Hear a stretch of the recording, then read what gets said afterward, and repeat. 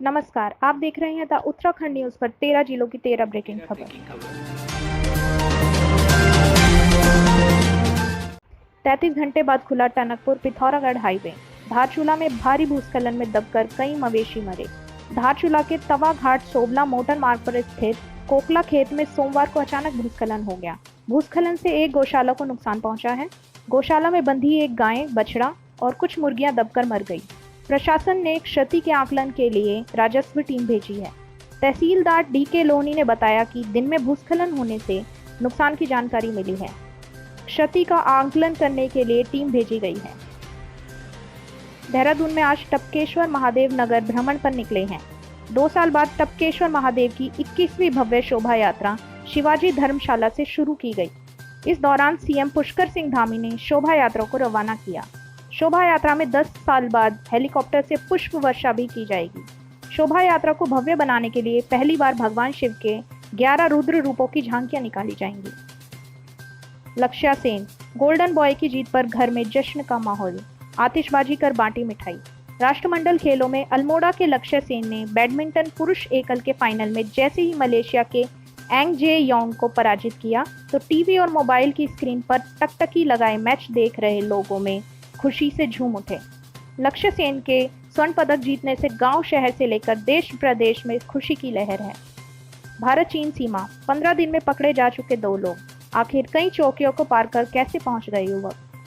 चीन सीमा पर स्थित अग्रिम चौकियों पर 15 दिनों के भीतर 2 संदिग्ध युवक पकड़े गए हैं। दोनों के पास सीमा क्षेत्र में जाने का अनुमति पत्र नहीं था। दोनों युवकों को मानसिक रूप से बीमार बताया गया है, लेकिन सवाल यह है कि तमाम चौकियों को पार कर वे प्रतिबंधित क्षेत्र में कैसे पहुंचे।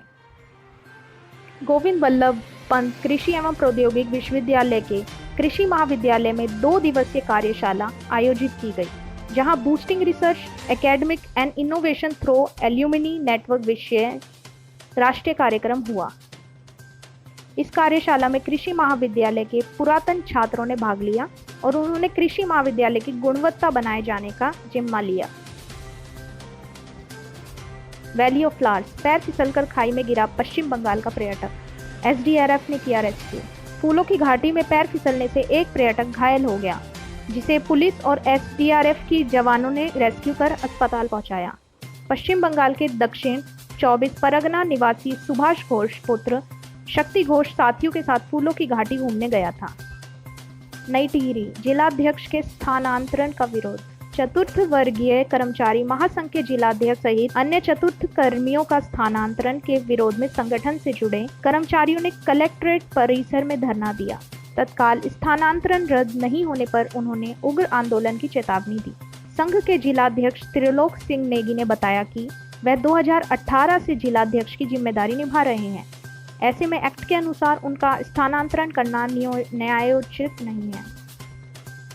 इसके अलावा जिला कार्यालय के सफाई कर्मी सुरेश कुमार जाखणीधार तहसील के कुशला दास का भी नियम विरुद्ध स्थानांतरण किया गया। नैनीताल के अत्यंत लोकप्रिय टूरिस्ट स्पॉट टिफिन टॉप पर बनी डोरोथी सीट का अस्तित्व खतरे में है। इसके चारों ओर टिफिन टॉप क्षेत्र में पूरी गहरी और चौड़ी दरारें पड़ गई हैं। इसके चारों ओर टिफिन टॉप क्षेत्र में बहुत गहरी और चौड़ी दरारें पड़ गई हैं और यहाँ से टूट कर छोटे बड़े बोल्डर नीचे गिरते रहते हैं। यदि तत्काल युद्ध स्तर पर इसका उपचार नहीं किया गया तो जल्द ही डोरोथी सीट इतिहास बनकर रह जाएगी।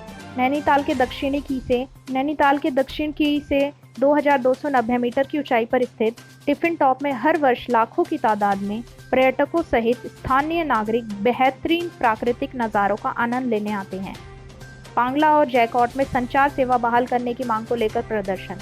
विकासखंड धारचूला के पांगला और जैकॉट में संचार सेवा को बहाल करने की मांग को लेकर ग्रामीणों ने सोमवार को कलेक्ट्रेट पहुंचकर प्रदर्शन किया। उन्होंने डीएम के माध्यम से केंद्रीय संचार मंत्री को भी इस संबंध में ज्ञापन भेजा। प्रदर्शनकारियों ने कहा कि चीन और नेपाल सीमा से सटे ग्रामीण संचार सुविधा से वंचित हैं। इसके बाद भी संचार सेवा पहुंचने के लिए कोई कार्य नहीं किए जा रहे हैं। उन्होंने कहा कि दोनों गांवों के लोग मजबूरी में नेपाली संचार सेवा का प्रयोग कर रहे हैं। इस कारण हर माह लाखों रुपए का राजस्व नेपाल को जा रहा है। सीयूईटी को बंद करने की मांग के लिए छात्रम संगठन का प्रदर्शन। केंद्रीय विश्वविद्यालयों में प्रवेश के लिए पहली बार हो रही सीयूईटी के खिलाफ छात्रों का आक्रोश बढ़ता जा रहा है। छात्र संगठन छात्रम ने सीयूईटी को बंद करने की मांग के लिए प्रदर्शन किया। संगठन ने इसके लिए गढ़वाल विश्वविद्यालय को भी जिम्मेदार मानते हुए विवि प्रशासन का पुतला फूका। हालांकि सुरक्षा कर्मियों ने पुतले पर आग लगते ही बुझा दिया। सरसों के तेल का सैंपल फेल होने पर निर्माता और विपणनकर्ता पर 50-50 हजार रुपए को बिक्री करने वाले व्यापारी पर 5,000 रुपए का जुर्माना लगाया गया है। सोमवार को भी बागेश्वर बाजार से खाद्य पदार्थों के 6 सैंपल लिए गए। खाद्य सुरक्षा विभाग ने जिला अभिहित अधिकारी डॉक्टर प्रकाश फुलारा ने बताया कि धारा ब्रांड के सरसों के तेल के नमूने फेल होने पर न्याय निर्णयन अधिकारी ने कंपनी के निर्माता और विपणनकर्ता पर 50-50 हजार रुपए जुर्माना लगाया है। बिक्री करने वाले गरुटीट बाजार के एक व्यापारी पर 5,000 रुपए का जुर्माना लगाया गया है। रुद्रप्रयाग में अतिवृष्टि से मची तबाही, घरों में घुसा पानी और मलबा, कई संपर्क मार्ग बंद। उत्तराखंड के रुद्रप्रयाग जिले के छिनका गांव में सोमवार देर रात हुई अतिवृष्टि ने जमकर तबाही मचाई। अतिवृष्टि से कई आवासीय घरों में पानी घुस गया और सड़कें व घर मलबे में पट गए। वहीं जिले में 16 संपर्क मोटर मार्ग भी बंद हो गए हैं। जिला आपदा प्रबंधन अधिकारी नंदन सिंह रजवार ने बताया कि देर रात करीब 1 बजे छिनका में भारी बारिश से अनुसूचित जाति बस्ती मेहड़खोला तोक में मलबा आने से काफी नुकसान हुआ है। 70,000 राशन कार्डों में मिली त्रुटियां, उपभोक्ता परेशान। खाद्य विभाग से जारी हुए राशन कार्डों में कई त्रुटियां सामने आई हैं। जिले भर में करीब 70,000 राशन कार्ड ऐसे हैं जिनमें गड़बड़ियां मिलने पर उपभोक्ताओं को परेशानी उठानी पड़ रही है। हालांकि इन त्रुटियों को ठीक करने के लिए विभाग जुट गया है। राशन कार्ड में सदस्यों के पते व राशन डीलर का नाम समेत सभी जानकारियां ऑनलाइन अपलोड कर दी जाती हैं।